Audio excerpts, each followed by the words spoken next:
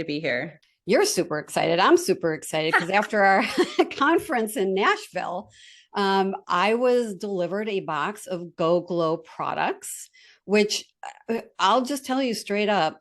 I'm lily white. I don't tan a minute in my life. Well, maybe for a minute, but otherwise I burn.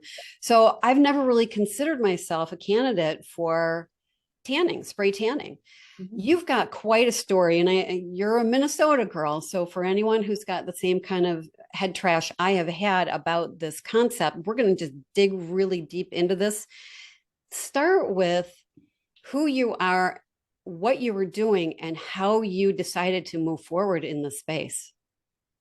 Oh, there's a lot to unpack there. I know it's really exciting. Okay, all right. Well, I went to college at University of Minnesota Duluth. I did 4 years and I did criminology, sociology, and psychology. From there, I moved out to San Diego. A relative of mine lived out there and she was like, come on out. Of course, it's San Diego. So I went out there, and her neighbor was a juvenile probation officer. And at that time, I was kind of not sure of where I was going to go with my degree. I know I was, obviously with the criminology. I was raised on my mother's side of the family, strong law enforcement. There are 3 or 4 police officers in the family.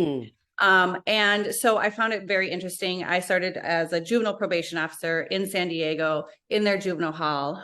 It was fascinating. I was in the 10 to 15-year-old boys. It was a very rewarding few years, but Minnesota people, we are very deeply rooted, and you'll find that Minnesota people do return to Minnesota at some point.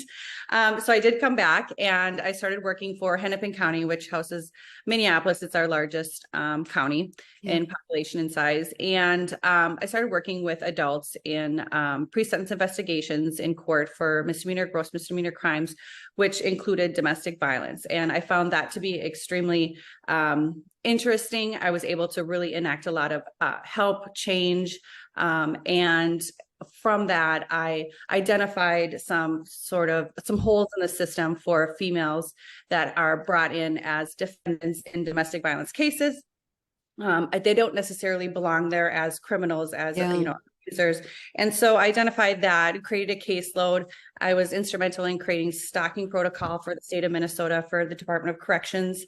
And I was working in a very interdisciplinary unit with a prosecutor, a police officer, and myself. And we worked on triaging cases that are coming in overnight where the offender had fled the scene. I was about 10 years into my career. And I was working with a woman who was basically being stalked, and we were trying to get the offender who I'd issued the warrant for, who was on probation, into custody. And it was a whole week of sort of him stalking and her calling and crying and all of this.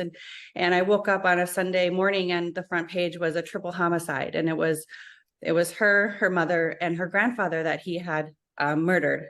Oh my God. I've got chills. This is Yeah. awful. It was truly it was a life-changing moment for me.